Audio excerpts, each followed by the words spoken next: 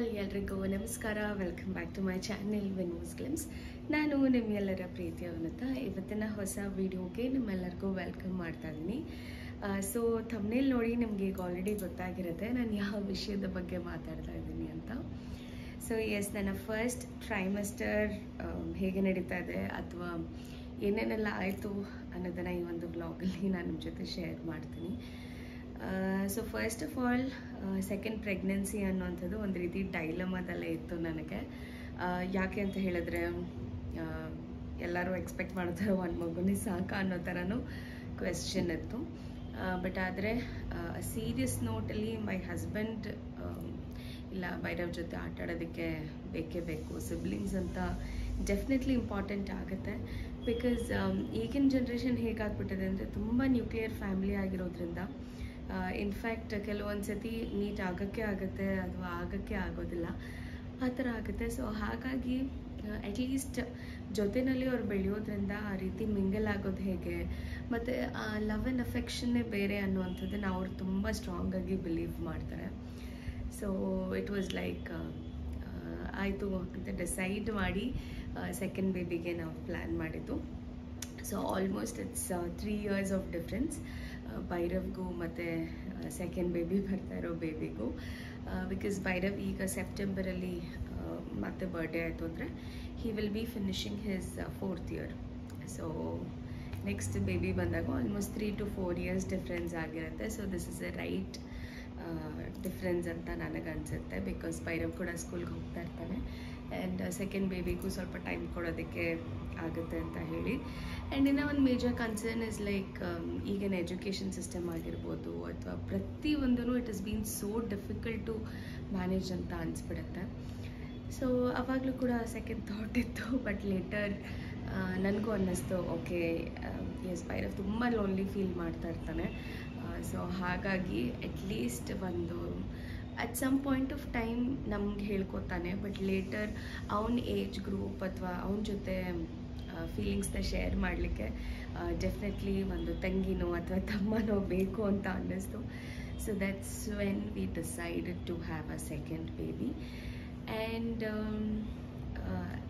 ಆಯಿತು. ಅದಾದಮೇಲೆ ಫಸ್ಟ್ ಮಂತಲ್ಲಿ when I skipped my periods 7 to 10 days ಏನೋ ಆಗಿತ್ತು.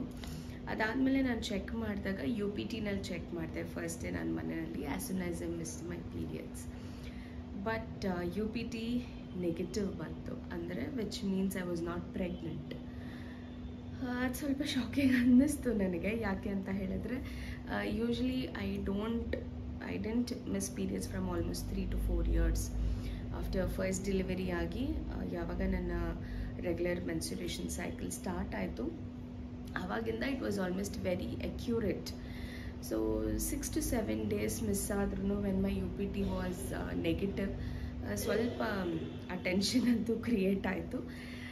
But later I thought okay, let's wait for some more days, ಅದು positive ಬರಲಿಕ್ಕೆ ಟೈಮ್ ತೊಗೋಬೋದೇನೋ ಅಂತ we thought we will wait ಅಂತ ಹೇಳಿ. ಅದಾದಮೇಲೆ ಮತ್ತೆ 15 days ಡಿಫ್ರೆನ್ಸಲ್ಲಿ when again I did my UPT ಮತ್ತೆ ನೆಗೆಟಿವ್ ಬಂತು. ದ್ಯಾಟ್ ವಾಸ್ ಲೈಕ್ ತುಂಬ ಟೆನ್ಷನ್ ಕ್ರಿಯೇಟ್ ಮಾಡ್ತು ಮೈಂಡಲ್ಲಿ. Second UPT test was also negative ಅಂದಾಗ ಎಲ್ಲೋ ಒಂದು ಕಡೆ ಡೌಟ್ ಇತ್ತು, UPT ಟೆಸ್ಟ್ಗಳು ಪರ್ಫೆಕ್ಟ್ ಆ್ಯಂಡ್ ಅಕ್ಯುರೇಟಾಗಿ ಕೊಡುತ್ತೋ ಇಲ್ಲೋ ಅಂತ. ಬಿಕಾಸ್ ಭೈರವ್ ಟೈಮಲ್ಲಿ I think within 5 to 6 days UPT was positive. So that was like first time happiness. But second ಟೈಮಲ್ಲೂ ಸೆಕೆಂಡ್ ಬೇಬಿಗೆ UPT ನೆಗೆಟಿವ್ ಬಂದಾಗ I was very much tensed. ಸರಿ ಆಯಿತು ಅಂದ್ಬಿಟ್ಟು ಹತ್ತಿರದಲ್ಲೇ ಇರೋವಂಥ ಹಾಸ್ಪಿಟಲ್ಗೆ ಹೋಗಿ ಲೆಟ್ಸ್ ಡೂ ಅ ಚೆಕ್ ಅಂತ ಹೇಳಿ ಹೋದ್ವಿ. ಸೊ ಅವರು ಬ್ಲಡ್ ಟೆಸ್ಟ್ ಮಾಡಿದ್ರು. ಬ್ಲಡ್ ಟೆಸ್ಟ್ ಮಾಡಿ they told okay yes you are pregnant, but double ಕನ್ಫರ್ಮೇಷನ್ಗೆ ಮತ್ತೆ 24 hours ಆದಮೇಲೆ ಸೇಮ್ ಬ್ಲಡ್ ಟೆಸ್ಟ್ನ ರಿಪೀಟ್ ಮಾಡಬೇಕು, only then we will get to know ಅಂತ ಹೇಳಿದ್ರು. ಆವಾಗ ಮತ್ತೆ ನನಗೆ ಒಂದು ಸ್ವಲ್ಪ ಎಲ್ಲೋ ಭಯ ಶುರುವಾಯಿತು. ಸೊ ಐ ಥಾಟ್ ಓಕೆ, ಭೈರವ್ಗೆ ಫಸ್ಟ್ ಟೈಮ್ ನಾನು ಎಲ್ಲಿ ಕನ್ಸಲ್ಟ್ ಮಾಡಿದ್ನೋ ಅಲ್ಲೇ ಹೋಗೋಣ ಅಂತ. ಬಟ್ ಇವಾಗ ನಾವು ದೂರ ಶಿಫ್ಟ್ ಆಗಿರೋದ್ರಿಂದ ಅದು ಸ್ವಲ್ಪ ಕಷ್ಟ ಆಗುತ್ತೆ ಟ್ರಾವೆಲ್ ಮಾಡಲಿಕ್ಕೆ. ಆಲ್ಮೋಸ್ಟ್ 1 to 1.5 hour ಬೇಕಾಗುತ್ತೆ ಹೋಗಲಿಕ್ಕೆ. ಬಟ್ ಅದೇನೋ ಒಂಥರ ಕಂಫರ್ಟ್ ಝೋನ್ ಅಥವಾ ಕಾನ್ಫಿಡೆನ್ಸ್ ಒಬ್ಬೊಬ್ಬರು ಡಾಕ್ಟರ್ಸ್ ಏನು ಕೊಡ್ತಾರಲ್ಲ ದಟ್ ಈಸ್ ರಿಯಲಿ ಡಿಫ್ರೆಂಟ್ ಅಂತ ಅನಿಸುತ್ತೆ. ಆ್ಯಂಡ್ ನಮ್ಮ ಮನೆಯವರು ಕೂಡ ಅದನ್ನೇ ಬಿಲೀವ್ ಮಾಡಿದ್ರು. Okay it's okay, monthly once usually ಹೋಗೋದಲ್ವ, so let's go there and try ಅಂತ ಹೇಳಿ ಹೊರಟ್ವಿ. ಆ್ಯಂಡ್ ದೆನ್ ಅದಕ್ಕೂ ಮುಂಚೆ ಅದಕ್ಕೂ ಮುಂಚೆ ಮತ್ತೊಂದು ಸತಿ UPT ಮಾಡಿದೆ. UPT ಮಾಡಿದಾಗ I think it was 18 days after I skipped almost 18 to 20 days.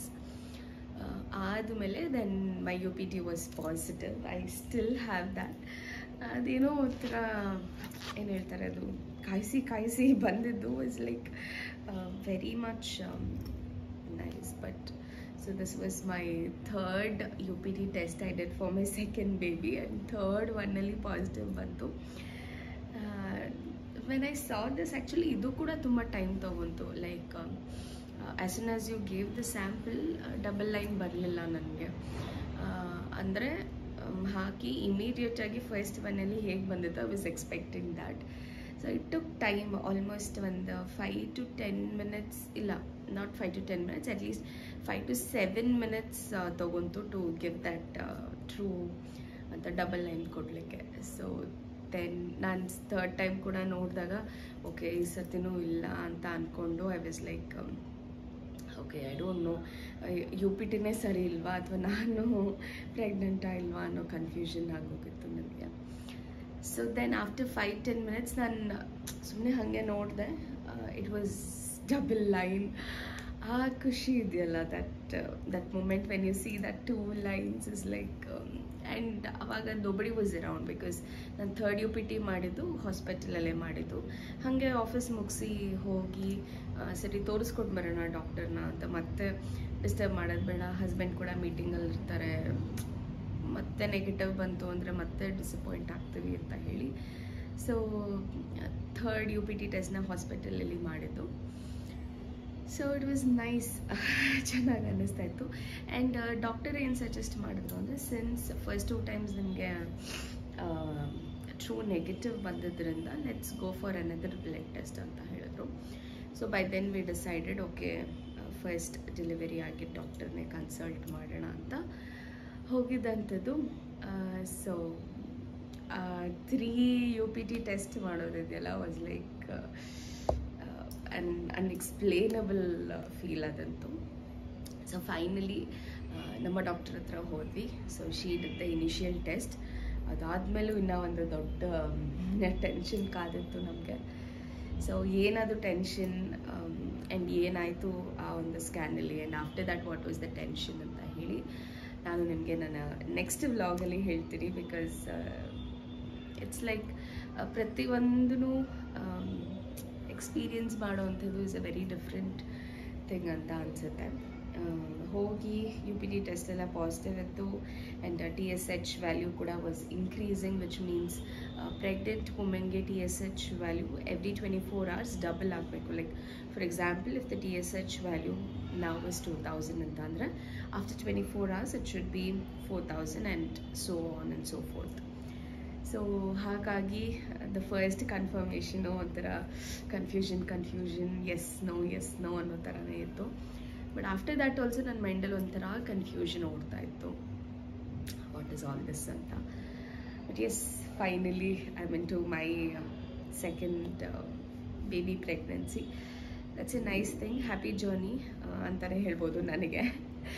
Because ಈ ಒಂದು ಪ್ರೆಗ್ನೆನ್ಸಿ ಏನು ನಡೀತಾ ಇದೆ, ಇಟ್ಸ್ ಲೈಕ್ ನಾನು ಮೋರ್ ಆಫ್ ನಾನು ಪ್ರೆಗ್ನೆಂಟ್ ಲೇಡಿ, ನಾನು ಅದು ಮಾಡಬಾರ್ದು ಇದು ಮಾಡಬಾರ್ದು ಅನ್ನೋದಕ್ಕಿಂತ ಹೆಚ್ಚಾಗಿ I am like doing everything possible. Because ಆಫೀಸ್ಗೆ ಹೋಗೋದಾಗಿರ್ಬೋದು ಅಥವಾ ಮನೆಯಲ್ಲಿ ಕುಕಿಂಗ್ ಮಾಡೋದಾಗಿರ್ಬೋದು, ಪ್ರತಿಯೊಂದೂ it's like I do it like as usual. ನಾನು ಹೇಗೆ ಮಾಡ್ತಿದ್ನೋ ಹಾಗೆ ಮಾಡ್ತಾಯಿದ್ದೀನಿ. ನೋ ಡಿಫ್ರೆನ್ಸ್ ಎಟ್ ಆಲ್ ಅಂತ ನನಗೆ ಅನಿಸುತ್ತೆ. ಓನ್ಲಿ ಥಿಂಗ್ ಇಸ್ ಕೆಲವು ಸತಿ ಸುಸ್ತು ಅನಿಸುತ್ತೆ, ಕೆಲವು ಸತಿ ತುಂಬ ಬ್ರೀದಿಂಗ್ ಇಶ್ಯೂಸ್ ಕೂಡ ಆಗುತ್ತೆ. ಬಟ್ ಅದಕ್ಕೆಲ್ಲ ಮೆಡಿಕೇಶನ್ಸ್ ಕೂಡ ಕೊಟ್ಟಿದ್ದಾರೆ. So that's how it is. So this is how ನನ್ನ this second pregnancy third UPT ಕಿಟ್ಟಲ್ಲಿ ನನಗೆ ಗೊತ್ತಾಗಿದ್ದಂಥದ್ದು. So it was a very beautiful start for me. And I hope ಈ ಬ್ಯೂಟಿಫುಲ್ ಸ್ಟಾರ್ಟ್ ಹೀಗೆ ನಡ್ಕೊಂಡು ಹೋಗುತ್ತೆ ಅಂತ. ನಿಮ್ಮ ಎಲ್ಲರ ವಿಶಸ್ ಹಾಗೂ ಸಪೋರ್ಟ್ ನನಗೆ ಸಿಕ್ಕಾಬಟ್ಟೆ ಬೇಕಾಗುತ್ತೆ. ಇನ್ನು ನನ್ನ ಫಸ್ಟ್ UPT ಟೆಸ್ಟ್ ಆದಮೇಲೆ ನಾನು ಹೋಗಿದ್ದಂಥ ಸ್ಕ್ಯಾನಿಂಗ್ ಆಗಿರ್ಬೋದು, ಅದು ಎಲ್ಲದ್ರದ್ದು ವ್ಲಾಗ್ ನಾನು ಇದ್ರ ಜೊತೆ ಆ್ಯಡ್ ಮಾಡಿರ್ತೀನಿ. ಐ ಹೋಪ್ ಈ ಒಂದು ವ್ಲಾಗ್ ನಿಮ್ಮೆಲ್ಲರಿಗೂ ಎಂಜಾಯ್ ಮಾಡ್ತೀರಾ ಅಂತ.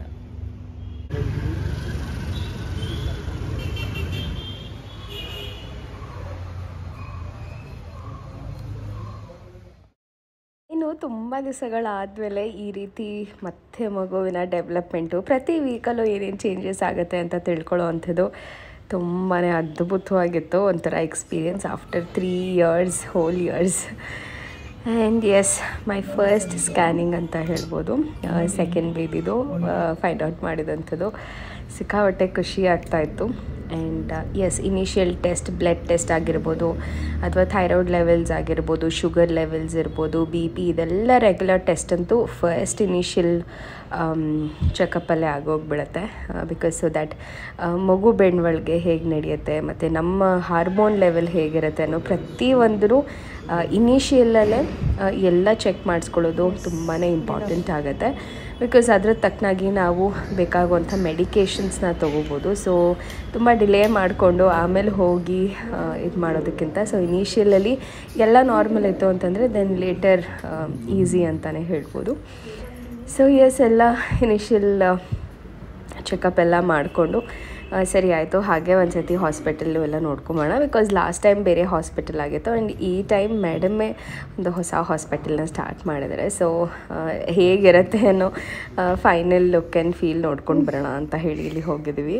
Even for the first test we are coming to see how this looks and feel.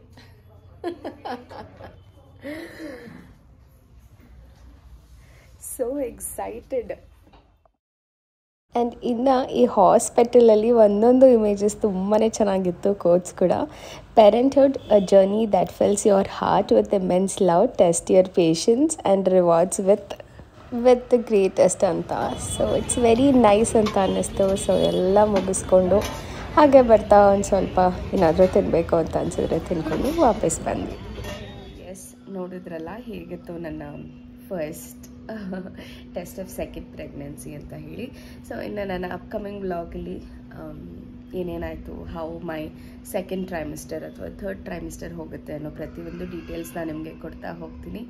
ಇವತ್ತಿನ ವ್ಲಾಗ್ ನಿಮ್ಗೆಲ್ಲರಿಗೂ ಇಷ್ಟ ಆಗಿದೆ ಅಂತ ಅನ್ಕೋತೀನಿ. ಇಷ್ಟ ಆಗಿದೆ ಡೆಫಿನೆಟ್ಲಿ ಲೈಕ್ ಮಾಡಿ, ಶೇರ್ ಮಾಡಿ, ಹಾಗೂ ನಿಮ್ಮ ಎಲ್ಲ ಬ್ಲೆಸ್ಸಿಂಗ್ಸ್ ನನ್ನ ಮೇಲೆ ಶವರ್ ಆಗುತ್ತೆ ಅಂತ ಎಕ್ಸ್ಪೆಕ್ಟ್ ಮಾಡ್ತಾ ಇವತ್ತಿನ ವ್ಲಾಗ್ನ ನಾನು ಇಲ್ಲೇ ಮುಗಿಸ್ತೀನಿ. ಮತ್ತೆ ಸಿಗ್ತೀನಿ ಮುಂದಿನ ವ್ಲಾಗಲ್ಲಿ. ಅಲ್ಲಿವರೆಗೂ ನಮಸ್ಕಾರ, take care, love you all and bye.